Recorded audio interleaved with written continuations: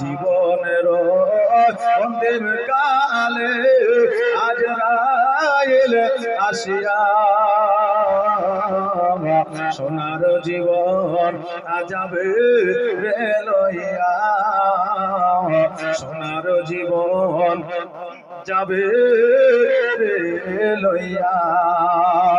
এত যতনে যারে তুমি ঘরেতে রাখিলে,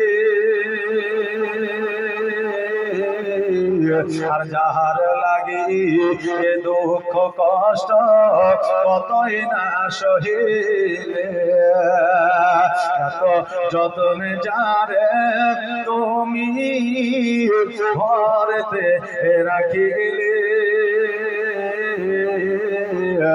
যাহার লাগি দুঃখ কষ্ট কতই না সহিলে। আরে আজ তোমারে ফাঁকি দিয়া, আজ তোমারে ফাঁকি দিয়া গেল রে উড়িয়া, সোনার জীবন যাবে লইয়া, সোনার জীবন যাবে লইয়া। জীবনের অন্তিম কালে আজরাইল আসিয়া সোনার জীবন যাবে লইয়া।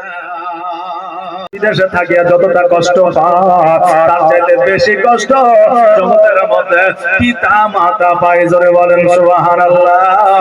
ও বাবাজি ভাইরা, কিন্তু আল্লাহ গরিব বানিয়েছে, আল্লাহ আমাদেরকে জগতের মধ্যে বাবা অভাবী বানিয়েছে। এই জন্য আমাদের সন্তানদেরকে বিদেশে পাঠাইতে হয়। আমাদের সন্তানরা বিদেশে যায় কিছু টাকা পয়সা উপার্জন করে নিয়ে আসবার জন্য, তবে এই টাকাগুলো অতি সহজে রোজগার হয় না। এই টাকা রোজগার করতে কত কষ্ট লাগে একজন দিন মজুরকে জিজ্ঞাসা করে, একজন বিদেশি আপনার কর্মচারীকে জিজ্ঞাসা করে, তবেই বলতে পারবে। স্বামী যখন বিদেশে যায় বিবির অন্তরখানা যেন ফেটে যায়।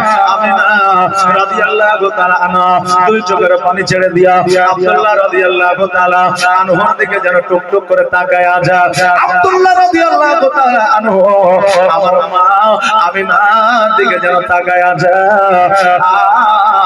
শেষবারের মতো যেন একবার একে অপরকে যেন দেখে নিচ্ছে। আব্দুল্লাহ ও জানে না যে আমি আর বাড়িতে ফিরে আসবো না, আর আমার মা আমিনা রাদিয়াল্লাহু তাআলা আনহা ইনিও জানেন না যে আমার স্বামী আর বাড়িতে আসবে না। এটাই তাদের শেষ দেখা, এটা তারা জানতে পারলেন না। এই জন্য আমার আল্লাহ তাবারাক তাআলা আল কোরআন মাজিদের মধ্যে বলেছে, খলিকাল ইনসানু দাইফা।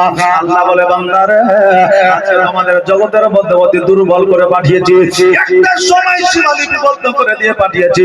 তোমাদের সময় সীমা যখন সমাপ্ত হয়ে যাবে আমি আল্লাহ তোমাদের মওত ঘটাবো। এক সেকেন্ড আগেও যাবে না, পরেও যাবে না। জোরে বলে সুবহানাল্লাহ। এই জন্য কার কখন কোন জায়গায় মওত হবে কেউ বলতে পারে না।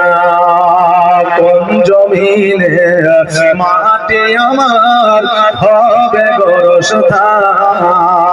জোরে বলেন সুবহানাল্লাহ।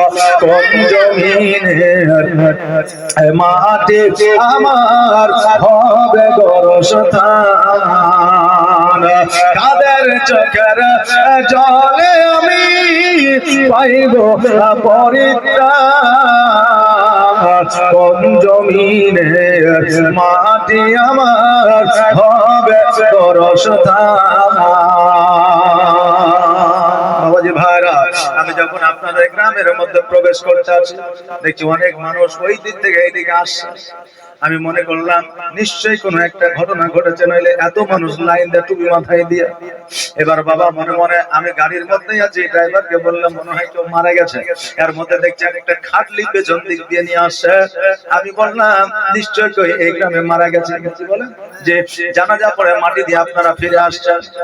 এই বান্দা কখন মারা যাবে এই বান্দা নিজেও জানতো না, আজকে আপনারাও জানতেন না, হয়তো আজকেই মারা যাবে এটাও হয়তো আপনারা জানতেন না। বাবাজি ভাইরা, আজকে পিতা বিছানাগত হয়ে আছে, শায়িত হয়ে আছে, মারা যাবে এইরকম অবস্থা। পিতা থেকে গেল জল, আপনার যুবক তরুণ তাজা সন্তান মারা গেল। এইরকম অবস্থা আমাদের ঘটছে কি ঘটছে না? জি বাবা, ঘটছে না? ঘটছে। কারণ মওত কার কখন হয়ে যাবে কেউ বলতে পারবে না। অতএব নিজের জীবনকে পরিবর্তন করে ফেলে, সময় থাকতে, টাইম থাকতে তার কাঁধে চড়ে আমি কবর দেশে যাব। জানি না কার মনা যাতে খোদার রহম পাবো, তার কাঁধে চড়ে আমি কবর দেশে যাব। জানি না কার মনা যাতে খোদার রহম পাবো, তার কারণে করবে ক্ষমা আল্লাহ মেহেরবান।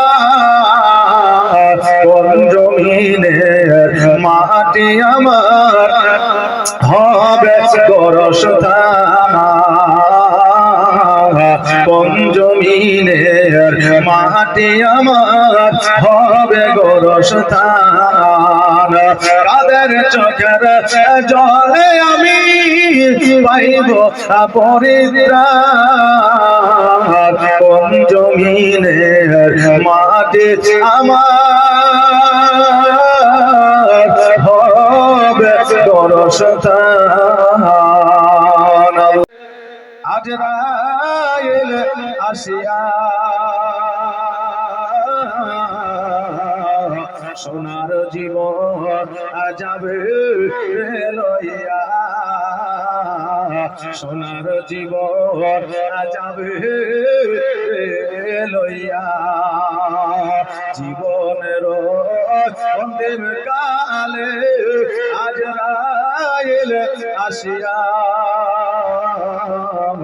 সোনার জীবন যাবে লইয়া, সোনার জীবন যাবে লইয়া।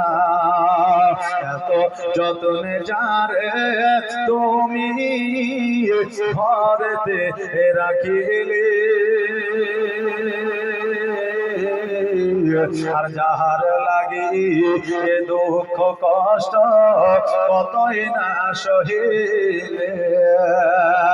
এত যতনে যারে তুমি ঘরেতে রাখিলে,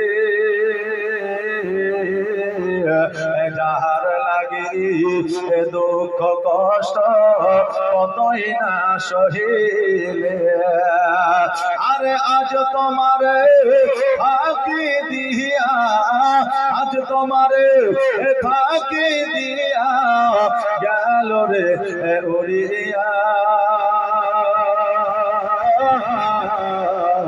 সোনার জীবন যাবে লইয়া, সোনার জীবন যাবে